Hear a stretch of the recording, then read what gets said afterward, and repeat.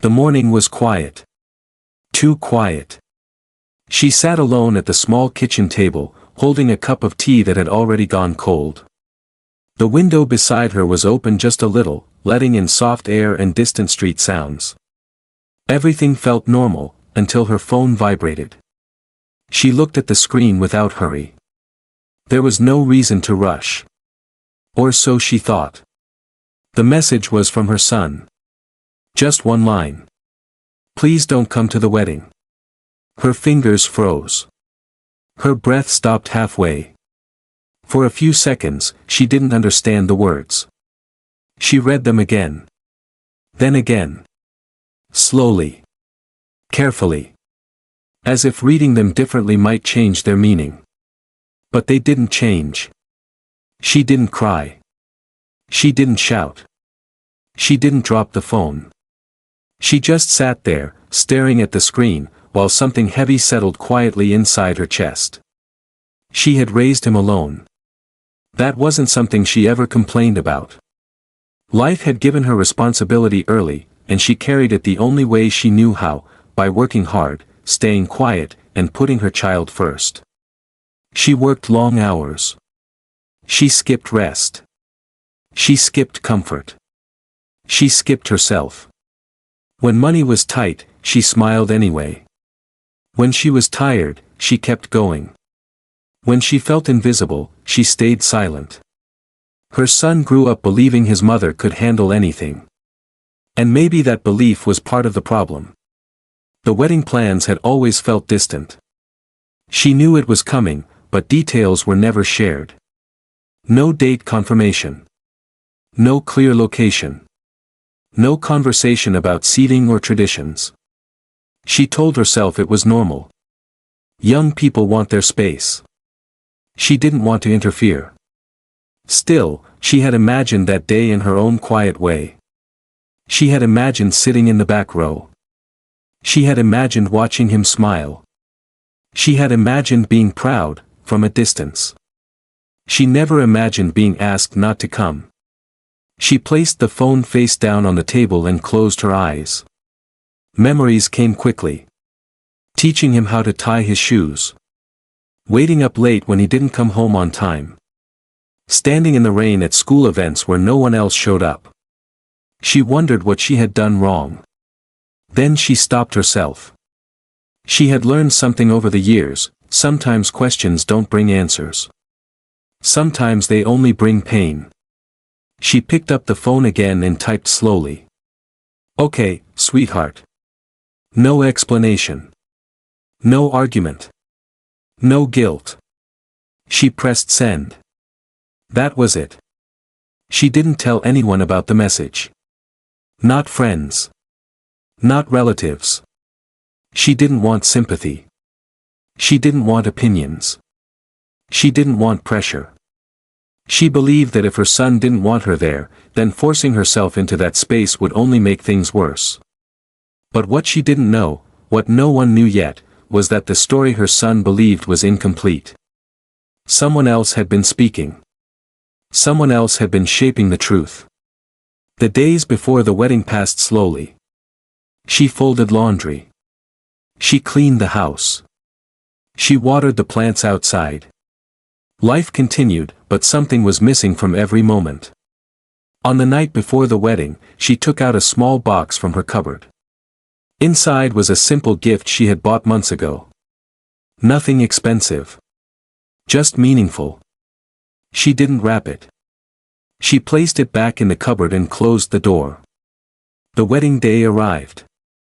She woke up early, out of habit. She made tea again. She sat in the same chair. The house felt heavier than usual. At the wedding venue, people began to notice things that didn't make sense. There were traditions expected. Roles assumed. Questions asked. And the most important question of all. Where is his mother? No one had a clear answer. And with every passing minute, the silence she chose began to speak for her. Because sometimes, staying away reveals more truth than showing up ever could. And this was only the beginning. The days before the wedding were full of noise, planning, and pressure. Everyone around the groom seemed busy, talking, deciding, correcting, rushing. But no one noticed how quiet he had become. He trusted the people closest to him. He believed what he was told. They said his mother worried too much. They said she asked too many questions. They said she might embarrass him without meaning to. They told him it would be better if she stayed away. At first, he argued. He said his mother had never caused trouble. He said she kept to herself. But slowly, doubt crept in. The words repeated again and again until they sounded reasonable. She'll understand. It's only one day. You don't want stress on your wedding day. He never stopped to think how those words would land on her heart. He didn't call to explain. He didn't sit down to talk. He sent one message, and believed that was enough. In his mind, his mother was strong. She always had been. She never complained. She never cried in front of him. She always said, "Do what feels right." So when she replied, "Okay, sweetheart," he felt relief. He took it as acceptance. What he didn't realize was that silence does not always mean agreement. Sometimes it means pain has gone too deep for words. Back at her home, she moved through the days quietly. Neighbors greeted her. She smiled back. No one knew what she carried inside. She cooked simple meals she barely touched. She folded clothes slowly, carefully, as if time itself had become fragile. At night, she sat with old photo albums open on her lap, her fingers resting on pictures of a boy who once held her hand tightly. She wondered when things changed. She remembered the day he left home. He had promised to visit often. Life got busy. Visits became shorter. Calls became less frequent. She never complained. She told herself this was how life worked. Still, she never imagined being removed completely. Meanwhile, at the wedding venue, questions started early. Someone asked about family traditions. Someone asked about the mother's role. Someone asked who would welcome guests. Answers were unclear. Voices lowered. Eyes shifted. The groom felt uneasy. He told himself everything was fine. But a strange heaviness sat in his chest. He noticed an empty space where something important should have been. A family member asked quietly, "Why isn't your mother here?" He repeated what he had been told. But as the words left his mouth, they sounded weak. Incomplete. Like a story missing pages. Another person frowned. That doesn't sound like her. That sentence stayed with him. Across town, his mother stood by her window, watching the day move on without her. She didn't dress up. She didn't prepare. She stayed in her everyday clothes, like it was just another day. But inside, she felt the weight of every year she had given. She never planned to expose anyone. She never planned to interrupt the wedding. She only planned to stay true to what she was asked. Still, truth has a way of finding its voice. As confusion grew at the venue, someone decided to reach out to her directly. Not to accuse. Not to argue. Just to understand. The phone rang. She looked at the screen for a long moment before answering. Her voice was calm. Polite. Gentle. They asked her why she wasn't there. She didn't blame anyone. She didn't raise her voice. She didn't add drama. She simply said, "I was asked not to come." Silence followed on the other end. Then came the question that changed everything. "Did you save the message?" She looked at her phone again. "Yes," she said softly. "I did." And at that moment, far away from the wedding hall, the truth began its slow walk into the open. The wedding day moved forward, even though something felt wrong from the start. The venue looked beautiful. Chairs were lined neatly. Soft music played in the background. Guests arrived smiling, dressed in their best clothes. On the surface, everything appeared perfect. But beneath the decorations, confusion quietly grew. People expected certain things to happen. A mother welcoming guests. A blessing before the ceremony. Small traditions that were never written down but always followed. None of them happened. Guests looked around, searching for someone they hadn't met yet but assumed would be there. Whispers began softly, then spread. Has she arrived yet? Is she running late? Maybe she's in another room. No one had an answer. The groom stood near the entrance, greeting people as they arrived. He smiled when he had to. But each question made his stomach tighten. He told himself it didn't matter. He reminded himself that today was about starting a new life. Still, his eyes kept drifting toward the door. A senior family member from the other side noticed the missing presence. This was someone who believed strongly in family roles and respect. After watching for a while, they pulled the groom aside. "Where is your mother?" they asked calmly. The groom repeated what he had been told. He said it carefully, choosing his words. But as he spoke, he felt unsure. The explanation didn't sound right anymore. The person listening raised an eyebrow. "That doesn't match what I know about her." Those words stayed in the air. As time passed, more things began to fall apart. A small disagreement broke out over decorations that were supposed to arrive earlier. A misunderstanding about the cake timing caused tension. The bride's family expected certain arrangements to already be handled. Someone said, "Usually the groom's mother helps with this." Silence followed. The groom felt his chest tighten. He hadn't thought about those details. He hadn't thought about how much his mother had always handled without being asked. He realized something uncomfortable. Many people had expected her presence, not because of tradition, but because they trusted her. Questions turned sharper.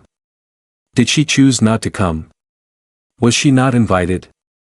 Is everything okay between them? The groom began to feel exposed. He avoided eye contact. His earlier confidence faded. He wondered if he had made a mistake by not calling her. Across town, his mother sat quietly in her living room. She didn't watch the clock, but she knew what time it was. She folded a blanket slowly, carefully, as if keeping her hands busy would calm her heart. She did not feel angry. She felt empty. She thought about all the moments she had stepped back so others could step forward. She believed love meant allowing space, even when that space hurt.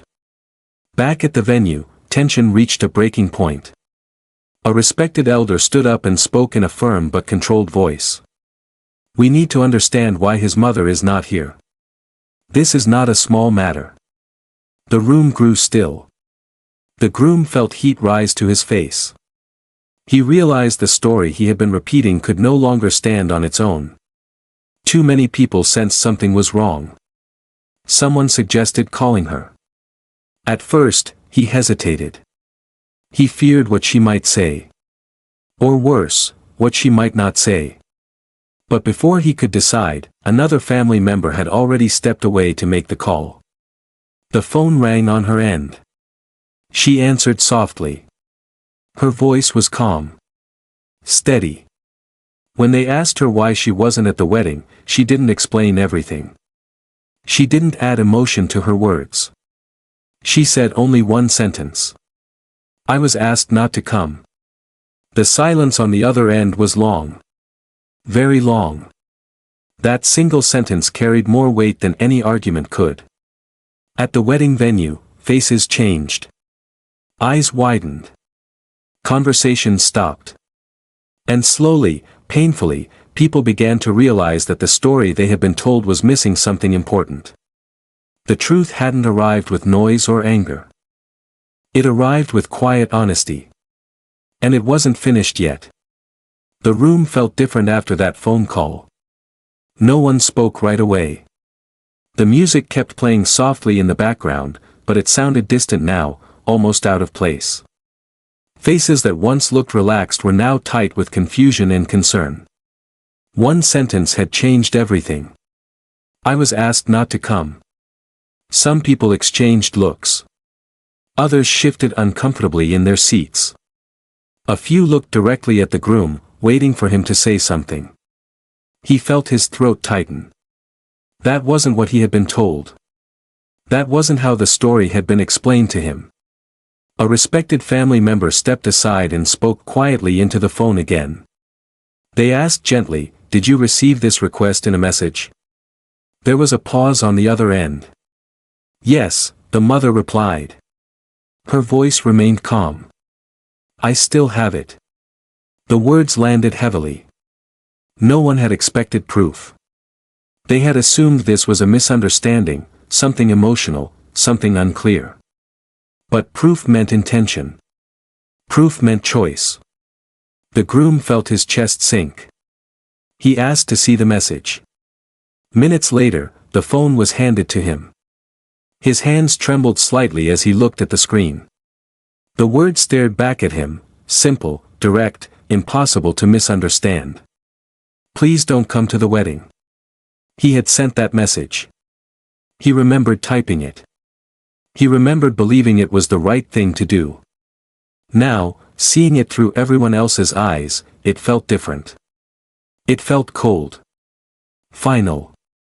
Around him, people absorbed the truth slowly. Some shook their heads. Others sighed deeply. No one raised their voice. No one accused anyone openly. But disappointment filled the room.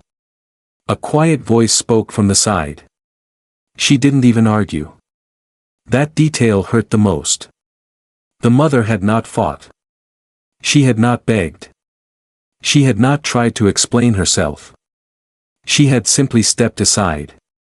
The groom suddenly remembered all the times she had done that before. When she stayed quiet so others could speak. When she accepted decisions she didn't agree with. When she chose peace over pride. He felt ashamed.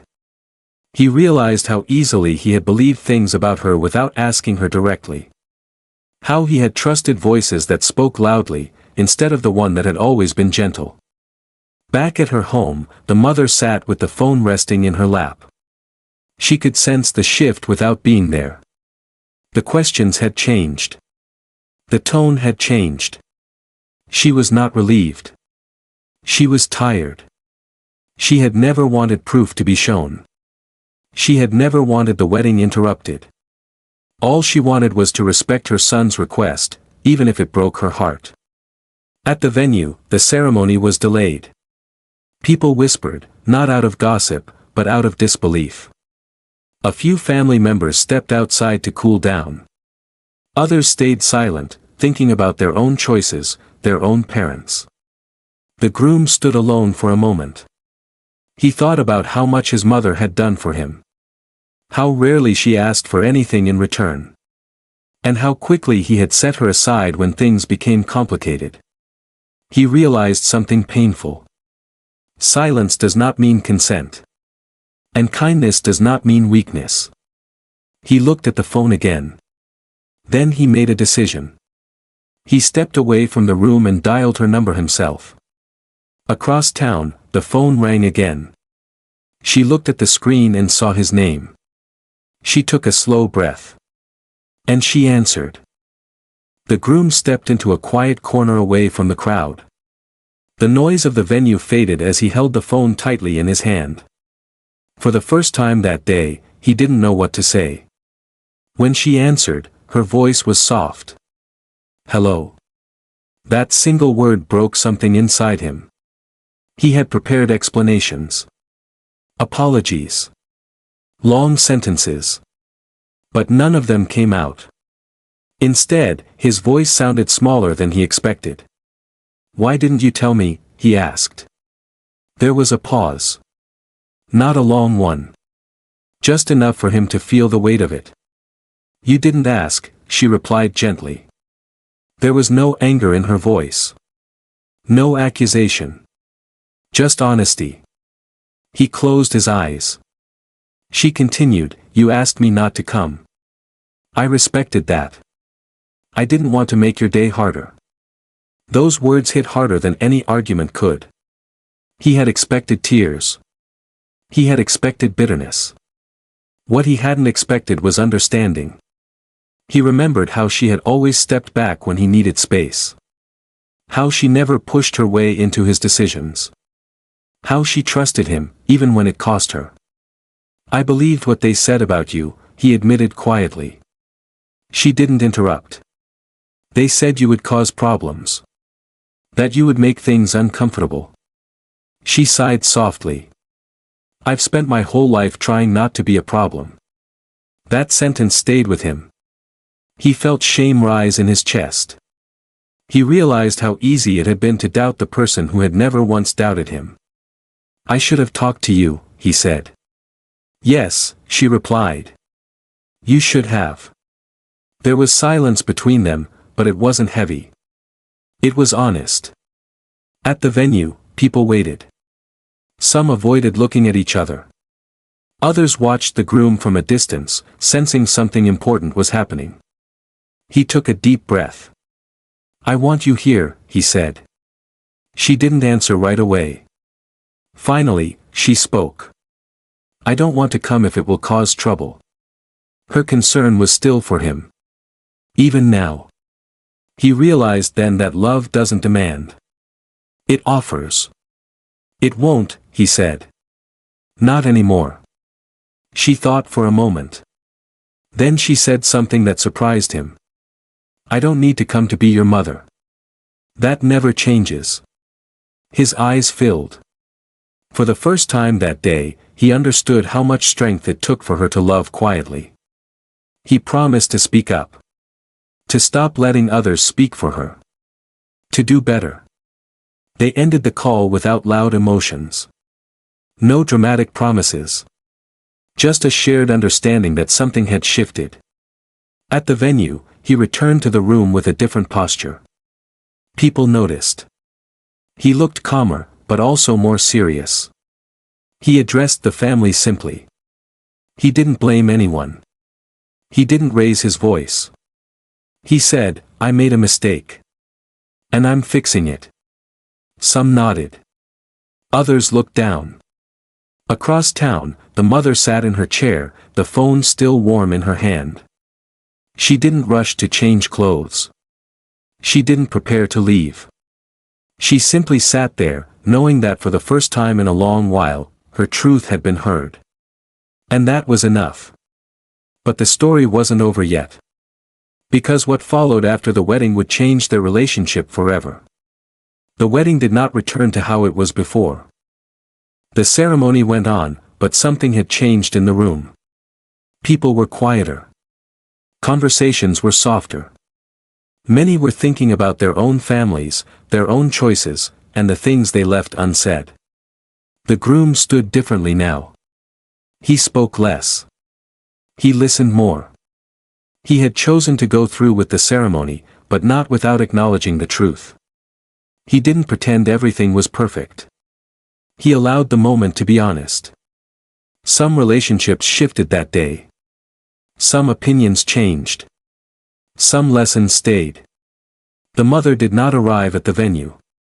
She stayed home, not out of pride, but out of respect for the moment. She knew the day had already carried enough weight.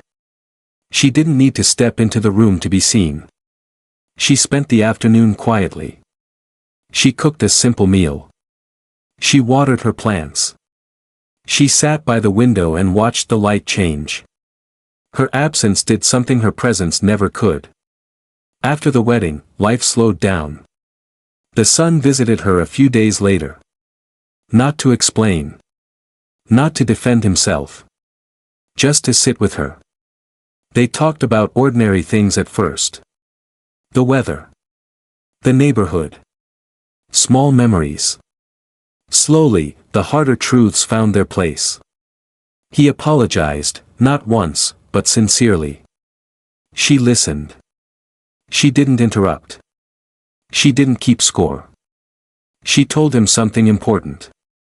"When you stayed silent, I thought you didn't care. But when you listened, I understood you were learning." That was the moment their relationship changed, Not by going back to what it was, but by becoming something better. The son became more aware. He stopped letting others speak for him. He started asking questions instead of accepting easy answers. He learned that protecting peace sometimes means having difficult conversations. The family learned too. They learned that quiet people often carry the heaviest stories. They learned that assumptions can hurt more than anger. They learned that respect cannot be demanded, it must be practiced. As for the mother, she didn't seek recognition. She didn't expect apologies from anyone else. She returned to her life with the same quiet strength she always had. But something was different now.